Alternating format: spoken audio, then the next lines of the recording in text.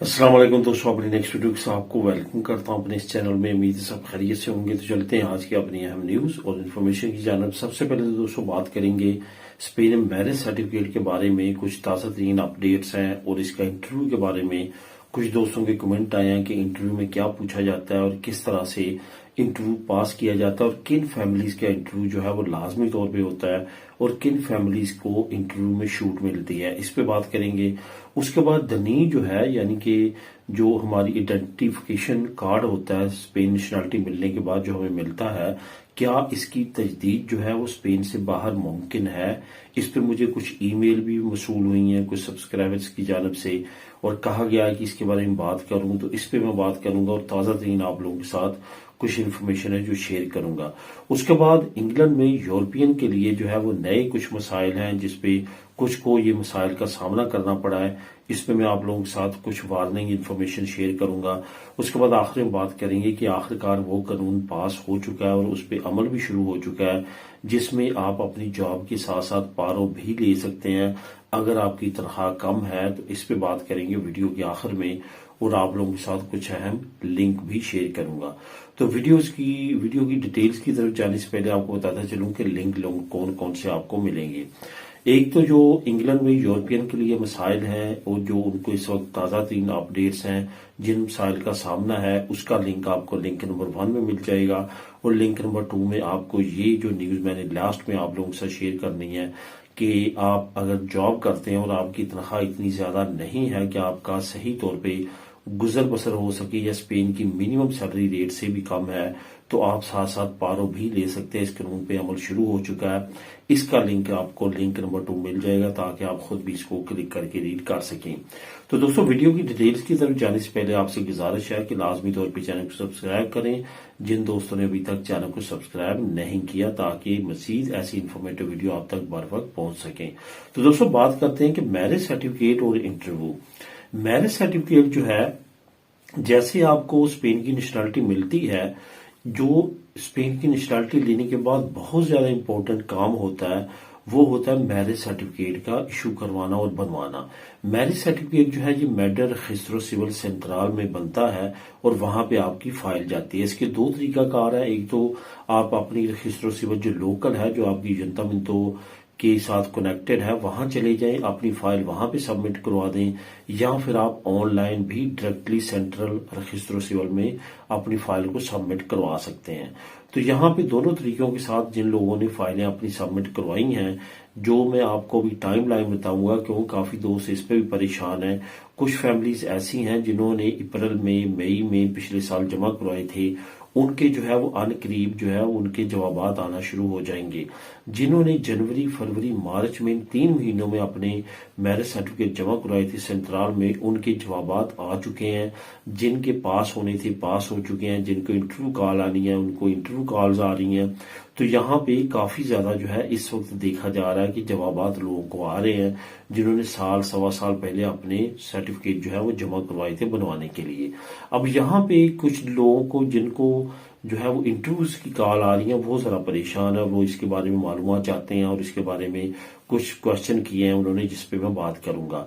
और जिन लोग, और मैं यहाँ पे ये भी बताता चलूं कि 80% लोग ऐसे हैं जिनके जो है वो डायरेक्ट पास हुए हैं, जिनको इंटरव्यू की कॉल्स नहीं आई। लेकिन जो 20% 10% लोग हैं, ये कौन है और इनको इंटरव्यू की कॉल क्यों आई है, यहाँ पे मैं थोड़ा सा ये भी आपको इन्फॉर्मेशन देता चलूं क्योंकि वो लोग जो इस कैटेगरी में नहीं आते वो अपनी तैयारी कर लें। अब यहाँ पे आपको बताते चलूं, सबसे पहले तो इंटरव्यू अगर कॉल आपको आ गई है और आपका सब कुछ जेन्युइन है तो इसमें परेशान होने वाली बात नहीं है, बल्कि ये एक तरह का उनका प्रोसीजर है जो वो करते हैं। अब यहाँ पे जिन दोस्तों को, जिन फैमिलीज को लास्ट 2-3 सालों में इंटरव्यू की कॉल्स आई हैं, उसमें एक चीज कॉमन देखी गई है। वो ये देखी गई है कि उन फैमिलीज के अमूमन तौर पे जो बच्चे हैं वो तमाम के तमाम आउटसाइड द कंट्री पैदा हुए हैं। मतलब ये कि उनके तमाम बच्चे जो है वो पाकिस्तान में पैदा हुए हैं या किसी और मुल्क में पैदा हुए हैं, वो यहाँ पे स्पेन के अंदर पैदा नहीं हुए। अगर आपके यहाँ पे कोई भी बच्चा स्पेन के अंदर पैदा हो जाता है तो जब उसका बर्थ सर्टिफिकेट इशू किया जाता है रजिस्ट्रो सिविल में, तो वहां पे फादर और मदर का नाम ऐड होता है, जिससे ऑटोमेटिकली उनका नाम जो है वो रजिस्टर्ड हो जाता है as a father as a mother, जो रजिस्टर सिविल सेंट्रल है वहां पे, जिसकी वजह से उनको इंटरव्यू कॉल के चांस बहुत कम हो जाते हैं।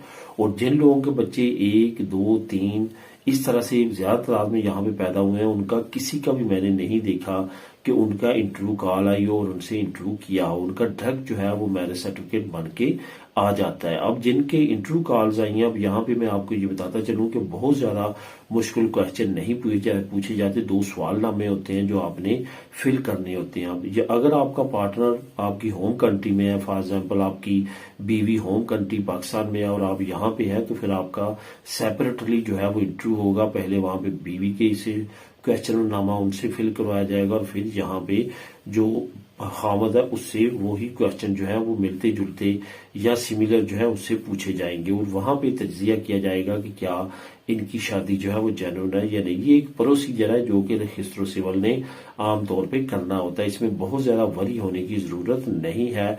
इसमें मैंने आज तक नहीं देखा कि कोई फैमिली जो है इस वजह से फेल होती होगी, उसका इंटरव्यू नहीं ठीक हुआ, बशर्ते कि वो जेन्युइन जोड़ा हो। यहाँ पे चंद एक जो रिफ्यूज हुए हैं या रिजेक्ट हुए हैं उसमें वही थी जिसमें पेपर मैरिज इन्वॉल्व थी या कुछ इस तरह की एक्टिविटीज थी जिसकी वजह से वो एक दूसरे को बेहतर तौर पे नहीं जानते थे, तो उनके इंटरव्यूज में प्रॉब्लम होती है, वरना आम तौर पे प्रॉब्लम नहीं होती। इस वजह से इसके बारे में ज्यादा परेशान होने की आपको जरूरत नहीं है। अब दोस्तों बात करते हैं कि दनी जो आइडेंटिफिकेशन है, स्पेन नेशनलिटी मिलने के बाद आपको दनीम इशू होती है और साथ साथ आपको पासपोर्ट इशू होता है।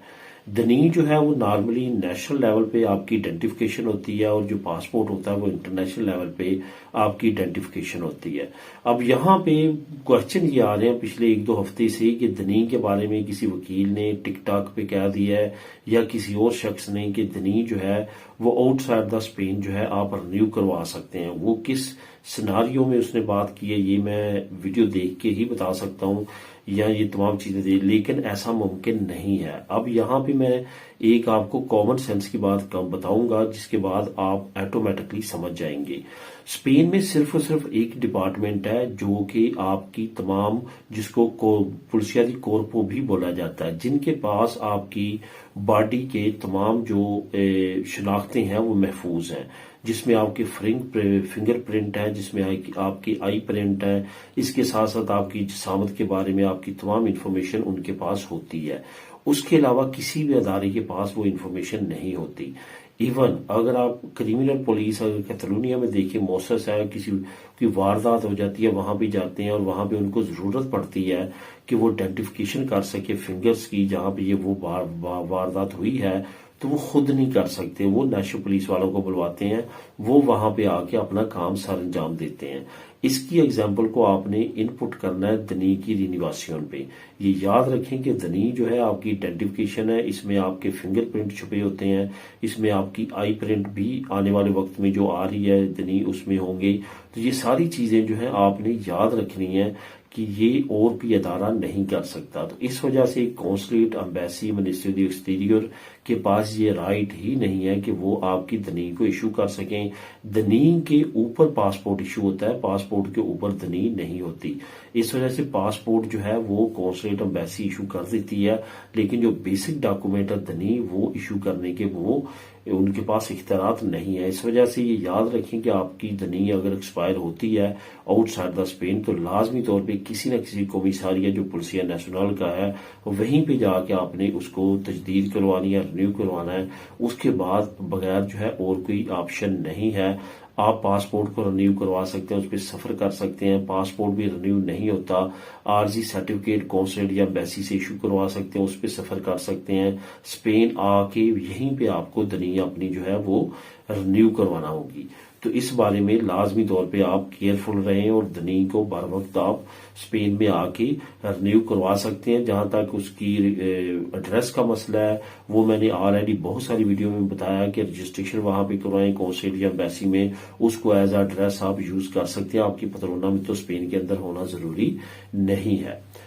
अब दोस्तों बात करते हैं कि इंग्लैंड में यूरोपियंस के लिए कुछ नए मसाइल सामने आ रहे हैं, जिसका लिंक नंबर 1 मैं नीचे आपको प्रोवाइड कर रहा हूं। आप खुद भी उसको क्लिक करके रीड कर सकते हैं। असल में जब से ईटीए इशू किया गया है इंग्लैंड की तरफ से, इलेक्ट्रॉनिक ट्रैवल ऑथराइजेशन, उसके बाद जो है यूरोपियन के पास, क्योंकि यूरोपियन पासपोर्ट भी हैं और उधर से उन्होंने जो है वो ईयू सेटलमेंट स्कीम प्री या सेटल स्कीम में डॉक्यूमेंट लिए हुए हैं यूके के, तो वो बहुत सारी फैमिलीज और बहुत सारे इंडिविजुअल जो यूरोप में आते हैं और बार बार पहले आ ही गए हैं, लेकिन अब उनको वापसी पे प्रॉब्लम हो रही है कि कोड का मसला है जो कि यूके होम ऑफिस की तरफ से इशू होना था, या उन्होंने अपनी जो तजदीद है वो करवानी थी अपने कार्ड्स की या अपने स्टेटस की, वो नहीं करवाई। तो इस वजह से काफी फैमिलीज को ये भी मसाइल का सामना करना पड़ रहा है, जिसका लिंक नंबर 1 आपको नीचे रीड करने से मजीद पता चल जाएगा। अब दोस्तों आखिरी बात करते हैं कि आप तनख्वाह के साथ साथ पारो भी ले सकते हैं। ये कानून पहले मैंने कई वीडियो में इस पे बात की थी कि ये आने करीब इम्प्लीमेंट हो जाएगा। इसके बारे में ताज़ा तरीन अपडेट ये है कि ये कानून शुरू हो चुका है। आप इससे फायदा उठा सकते हैं, सीपी का सीता लेके इन्फॉर्मेशन ले सकते हैं। खस्तूरिया वगैरह, अबूगादो वगैरह के पास शायद ये अभी ताज़ा तरीन अपडेट है, ये ना हो, लेकिन आप सीपी से डायरेक्ट जो है इसके बारे में इंफॉर्मेशन लेके इससे फायदा उठा सकते हैं। इसकी मजीद मालूमात आप नीचे लिंक नंबर 2 को क्लिक करके खुद भी रीड कर सकते हैं। मिले नेक्स्ट वीडियो में नई अपडेट्स के साथ। अल्लाह हाफिज।